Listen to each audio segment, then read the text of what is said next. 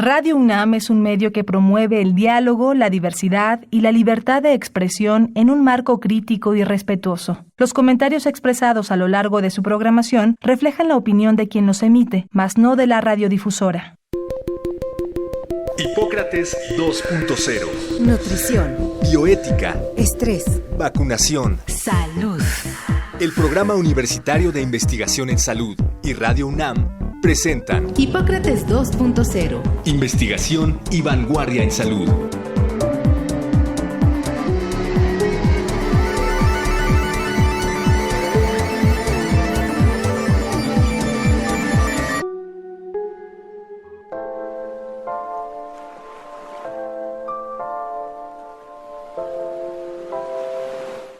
Hola, ¿qué tal? Bienvenidos a Hipócrates 2.0. Yo soy Mauricio Rodríguez. Como cada semana los saludo con muchísimo gusto. Qué bueno que nos están acompañando aquí en Radio UNAM.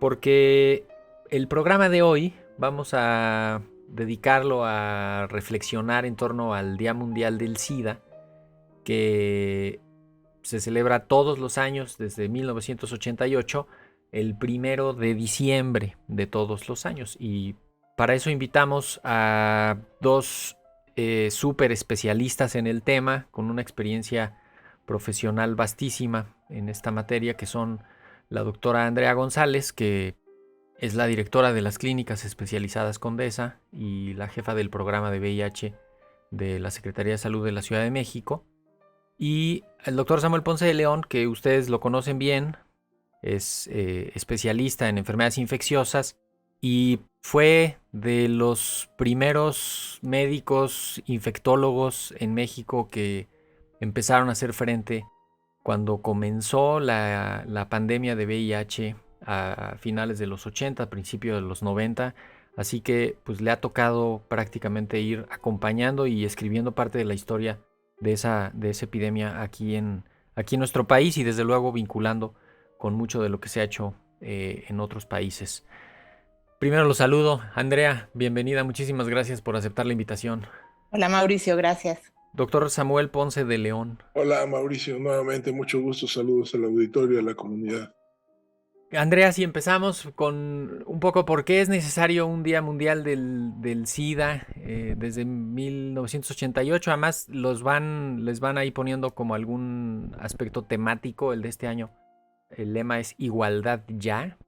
Pero ¿por qué es importante ponernos a reflexionar y justamente hacer las preguntas que vamos a hacer hoy en este programa en torno al SIDA? Bueno, el tema de VIH, aparte de tener un día mundial, tiene también por ejemplo, una agencia de la ONU específica, ONU-SIDA, y creo que es un tema que fue muy difícil de tratar en el inicio de la epidemia. En algunos lugares sigue siendo muy difícil, porque se dio una suerte de discriminación muy importante en personas con VIH y en algunas poblaciones específicas, como hombres que tienen sexo con hombres, por ejemplo. Creo que la lucha y el enfrentamiento de la pandemia y de la epidemia de VIH han tenido un componente social muy grande que han permitido hacer una reflexión sobre el tema de las epidemias y las pandemias desde el VIH, desde los 80s, con una participación social muy grande, con una participación intelectual muy grande, que ojalá ocurriera con otras enfermedades, y eso creo que ha puesto al VIH como un elemento fundamental. Hablar de derechos, del derecho a la protección de la salud, creo que en el tema de VIH es un lugar donde se habla muchísimo, que lo expone totalmente. Entonces, en ese sentido, el 1 de diciembre no solamente es visibilizar, sino también recordar esa lucha, recordar esa reflexión colectiva que ha tenido la humanidad sobre la pandemia de VIH. Doctor Ponce de León, ¿alguna reflexión inicial en torno a pues un abordaje así general sobre la necesidad de un Día Mundial del SIDA? Es necesario por eso, es necesario porque además es un momento en donde podemos de alguna manera hacer una suerte de reflexión de en dónde estamos y por qué estamos así. Hace 43 años realmente nos dimos de bruces contra una terrible explosión de infecciones, devastadora, además con características particulares muy complejas en términos del el larguísimo periodo de latencia de la infección, donde la gente no tenía ninguna idea de que estaba infectado, desconocer qué era lo que ocasionaba la infección, cómo se afectaba el sistema inmune, cómo la infección no implicaba directamente las complicaciones graves. Todo eso fue complejo, pero se solucionó gracias al estudio científico, al análisis clínico. Y lo que destacaba en esos primeros años era, como ya destacaba Andrea, fue esta vulnerabilidad de poblaciones particulares que de antaño eran discriminadas y oprimidas, y esto se sumaba al impacto brutal de una infección devastadora y desconocida. Los enfermos no tenían opciones, la estigmatización social marcó las primeras décadas, persiste algo, pero realmente creo que ha habido un vuelco importantísimo en ese sentido. Hoy sobresale y destaco el extraordinario resultado de los antivirales, pero es un poco hacia donde se enfoca la atención al VIH, al tratamiento con antirretrovirales, espectacular, inyectables periódicamente, etcétera. Los pacientes infectados con VIH aspiran a tener una sobrevida igual que un individuo no infectado, y la prevención ha quedado, desde mi punto de vista, olvidada. Se ha relegado, la educación para fines prácticos no existe, y en consecuencia no se trata de evitar infecciones, y quizás un poco diciéndolo obedece a una suerte de abordaje de mercado interesante, porque lo que necesitamos es bajar el número de infecciones para tener menos casos, lo que implica perder mercado también de alguna manera. Entonces, tengamos todo esto en mente.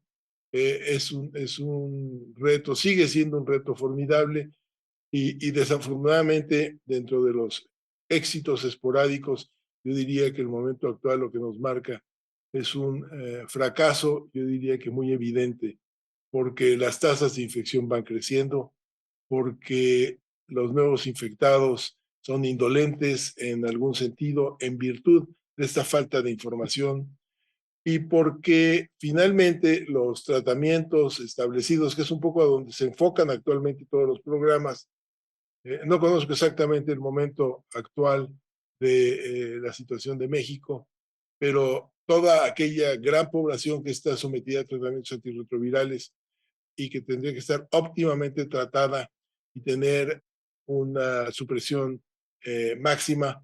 No sé cuál es el estado actual con las condiciones del sector salud que sabemos y vivimos todos los días. Ya, que de hecho un poco quiero ahí agarrar de lo que van poniendo.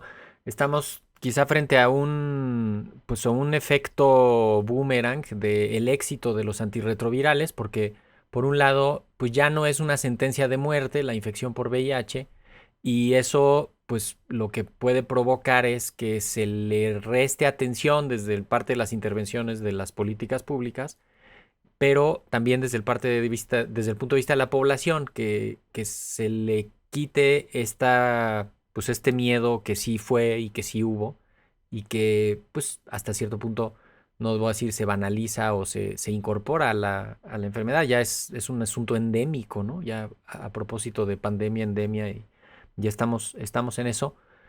Pero Andrea, tú estás en un sitio donde atienden y desde donde se articula parte pues de esta política de información, de comunicación.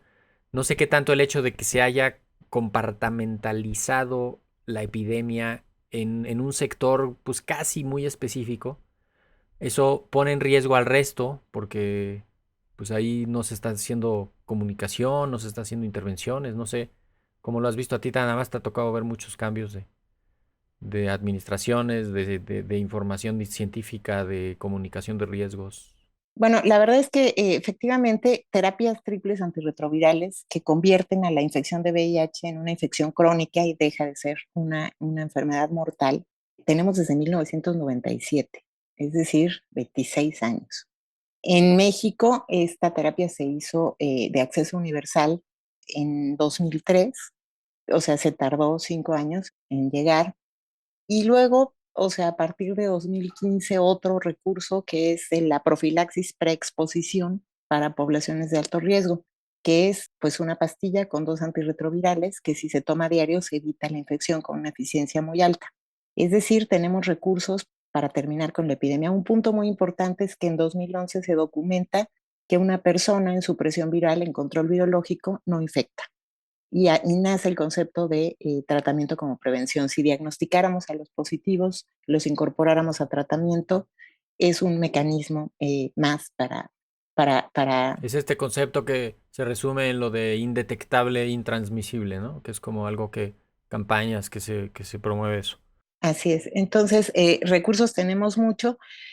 Yo centraría, y hay un elemento más de la epidemia, que es que también, digo, en un estudio que se hizo hace algunos años en la Condesa, con usuarias y usuarios de la Condesa, sí, la epidemia en hombres que tienen sexo con hombres es una epidemia que está cruzada fundamentalmente por factores de riesgo.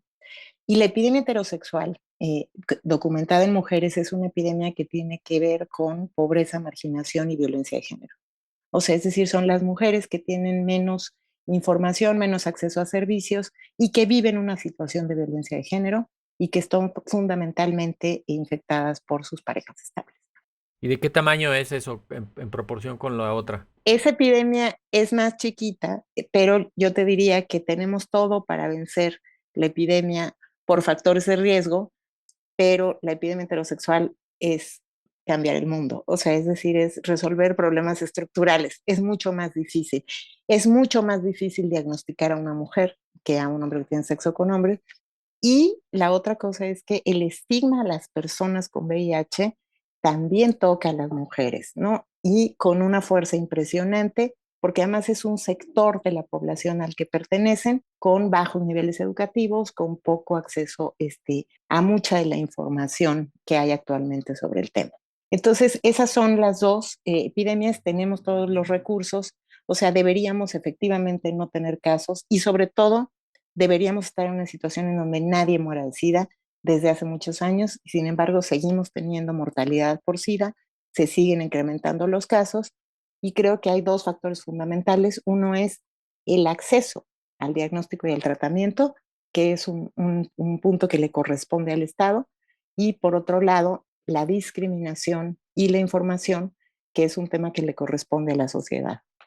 Un poco apelando a lo que decía el doctor Ponce, la responsabilidad individual también tiene un asunto, o sea, también juega en la transmisión, ¿no? O sea, que asumir que puedes ser o no parte de esa cadena de transmisión y que tienes que tener pues cierta participación activa para detener la transmisión, también pudiera ser un factor importantísimo en lo individual. Esto parte colectiva, social, y que reconozcas tus riesgos individuales y que hagas algo al respecto. Yo te diría que ahí hay muchísimos avances. O sea, yo te diría, por ejemplo, en el caso de la Ciudad de México, tenemos un poco más de 4,000 hombres que tienen sexo con hombres y mujeres trans en PrEP, ¿no? Ya inscritos en el programa de prevención.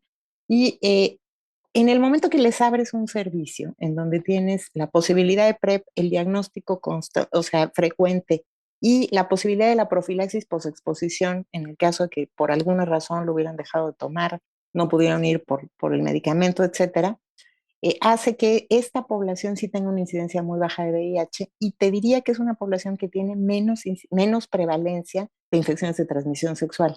O sea, es decir, este tema sí parte también de que los servicios de prevención se ha invertido poco a lo largo de la epidemia y que esos servicios sean ágiles, sean comprensivos y que las poblaciones tengan acceso. Insisto que eso en el caso de las mujeres es muchísimo más difícil. O sea, de las encuestas que ha habido sobre la atención en farmacias, por ejemplo, ese grupo de mujeres, que es el grupo de mujeres, el 60% de las mujeres que viven con VIH, antes del diagnóstico se atendían en farmacias. Doctor Ponce León. Sí, bueno, yo creo que claramente la atención en términos de salud pública tenemos que seguir enfocando en el gran grupo de riesgo que son los hombres que tienen sexo con hombres, porque proporcionalmente la epidemia en mujeres que nos señala Andrea no es menos importante, pero numéricamente ciertamente es muchísimo menor y es más compleja. Tendría que haber un programa específico para eso y tiene que ser completamente diferente al programa que tiene actualmente Censida, completamente diferente y quizás con una oficina particular. Pero el gran volumen, lo que es SIDA desde 1981, sigue siendo y sigue teniendo básicamente los mismos factores de riesgo, con algunas sofisticaciones, pero como bien señalaba Andrea, tenemos todas las herramientas para detener la transmisión. Tenemos tratamientos espectaculares, hay disponibilidad gratuita de los tratamientos, tenemos tratamientos profilácticos, tenemos tratamiento post-exposición y seguimos teniendo los condones y seguimos teniendo la educación sexual y seguimos teniendo todos estos elementos hoy, desde hace 20 años, y las tasas siguen creciendo. Y vale la pena apuntar que COVID vino todavía a agravar esta situación que ya se vislumbraba de antes, de la década pasada, y viene a agravar toda esta situación. Y por eso, no sé, ¿cuál es el estado del arte, Andrea, de los centros de atención para VIH en el país? ¿Cuál es la proporción de pacientes con infección por VIH que calculan ustedes que están diagnosticados, cuántos están en tratamiento y cuántos están en supresión viral? Mira, te voy a dar los datos objetivos que hay porque la pandemia afectó muchísimo. Hubo a nivel nacional una caída de 70% en el diagnóstico, por ejemplo, en 2020. Esa caída en la Ciudad de México fue del 15%, a nivel nacional del 70%.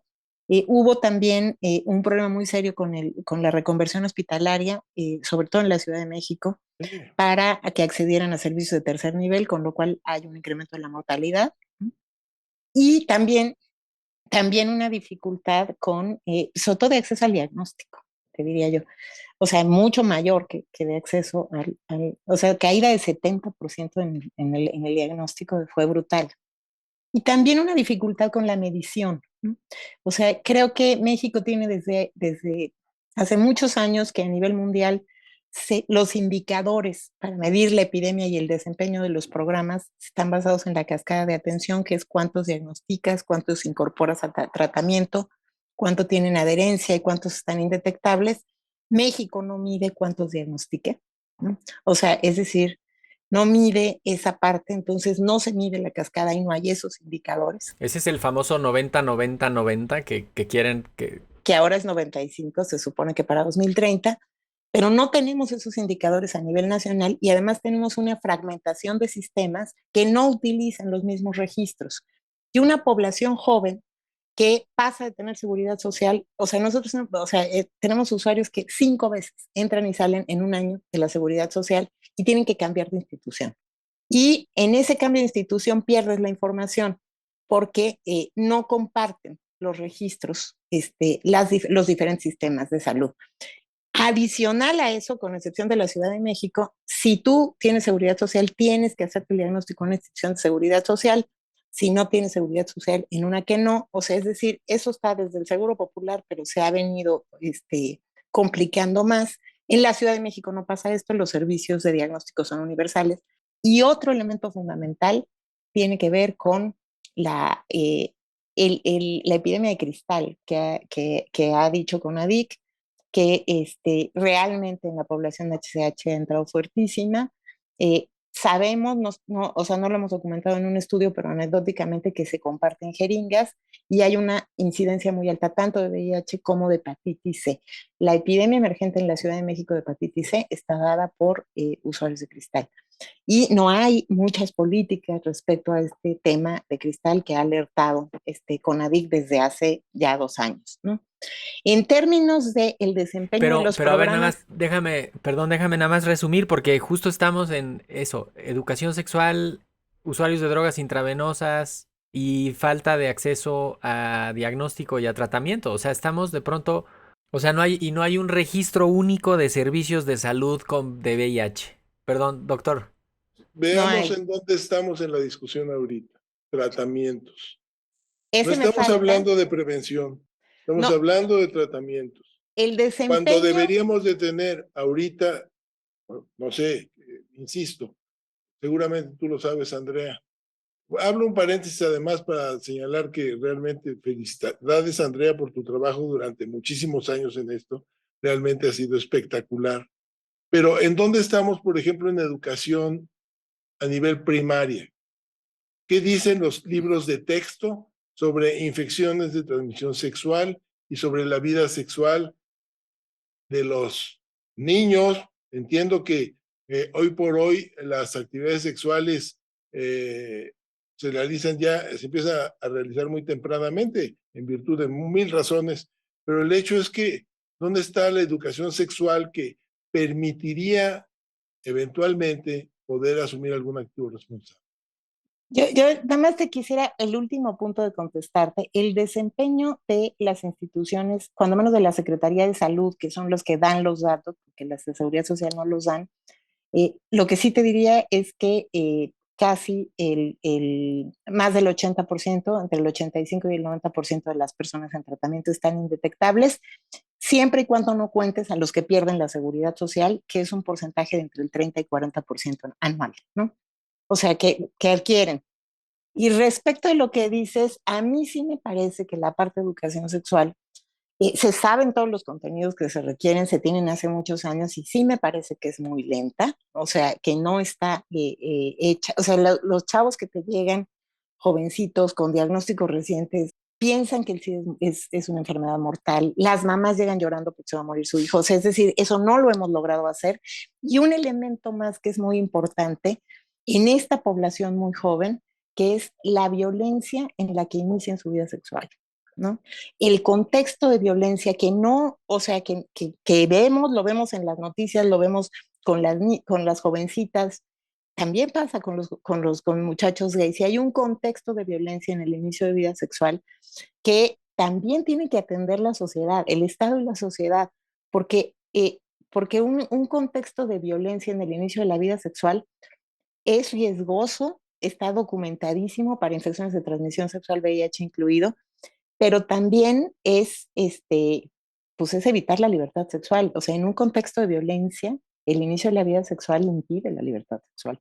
O sea, son las dos circunstancias. Entonces, y sí creo que hay que voltear a ver el tema de violencia de género, hablando de hombres que tienen sexo con hombres y hablando de mujeres, lo vemos en las mujeres, y ese es el contexto en el que están iniciando nuestros jóvenes su vida sexual. Que de hecho eso siempre ha tenido la epidemia de VIH-Sida, ¿no? Que siempre ha tenido un componente social muy importante. De hecho, yo creo que es una de las enfermedades donde las agrupaciones sociales y donde ha habido un activismo de las personas afectadas, de los colectivos, se ha hecho un asunto de defensa de derechos humanos, de acceso a los servicios de salud. Necesitamos ir cerrando. Les voy a pedir una idea para ir redondeando. Justamente de eso se trataba este programa, de hablar sobre VIH-Sida. Ya creo que pusimos algunos datos muy valiosos, muy importantes. Pero no sé, hacia una reflexión final, Andrea, ¿con qué te quedas? Y después el doctor Ponce de León nos ayuda para cerrar. Pues, me quedo con este tema de que tenemos muchos recursos disponibles. Como Estado creo que nos falta organizarlos bien, o sea, poner atención en el tema del acceso. Hay problemas estructurales que hay que considerar que no le tocan a las áreas de salud exclusivamente, pero vivimos en un tiempo que con los recursos que tenemos nadie debería morir de SIDA y deberíamos poder detener las nuevas infecciones y atender estos problemas. Y pues agradecerles la invitación y agradecerle a Samuel porque creo que las condesas también han sido un punto de encuentro y un punto en donde pues se ha recibido la generosidad de muchísimas organizaciones civiles, investigadores, expertos en VIH, y Samuel ha estado desde hace muchos años junto a los esfuerzos de la Clínica Condesa, aportando lo que sabe, aportando lo que piensa, y pues muchísimas gracias, Samuel.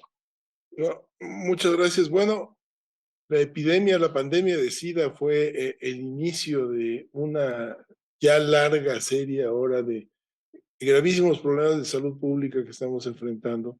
Sabemos mucho de SIDA, tenemos muchísimas herramientas y no las estamos utilizando de la manera más eficaz. Desde luego, los programas de la Ciudad de México son ejemplares en América Latina, son en algún sentido un éxito muy importante, han sido extraordinarios para poblaciones muy, muy grandes. Pero insisto que tenemos un poco que salirnos de la caja, diría nuevamente, el lugar común, pero sí salirnos de la caja, porque entren ustedes a hacer un análisis rápido de las actualidades de VIH, SIDA en Internet. Todo es antirretrovirales. Todos son antirretrovirales. No hay ensayos, ejecuciones, propuestas a nivel educativo. Lo que voy a tratar de hacer, no sé, Andrea, tú debes de tener más facilidad para... Regálame un ejemplar de los primeros libros de educación que tiene actualmente la SEP para los niños en primaria y secundaria. Valdría la pena que hiciéramos una revisión de qué es lo que les estamos enseñando a los niños en relación a esto, porque es ahí de donde tenemos que partir. Ahí de la casa, desde luego, todo esto de la violencia es fundamental, pero también es fundamental que la escuela, que es en donde los niños, y a nivel primaria, que es en donde realmente la proporción de habitantes de nuestro país tienen acceso a esto, que ahí les dieran la información correcta, por lo menos para hacer algún tipo de evaluación de cómo van a iniciar algunas actividades, si tienen oportunidad, pero por lo menos que tengan el punto, la oportunidad de reflexionarlo y de saber los elementos más básicos.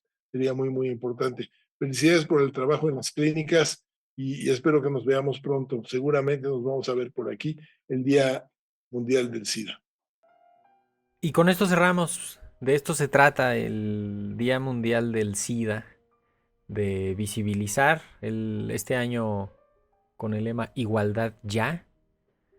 Ya vieron dónde es necesario que haya igualdad en tantos niveles, en los accesos, en el acceso a los servicios de salud, en que no haya violencia de género, que haya respeto.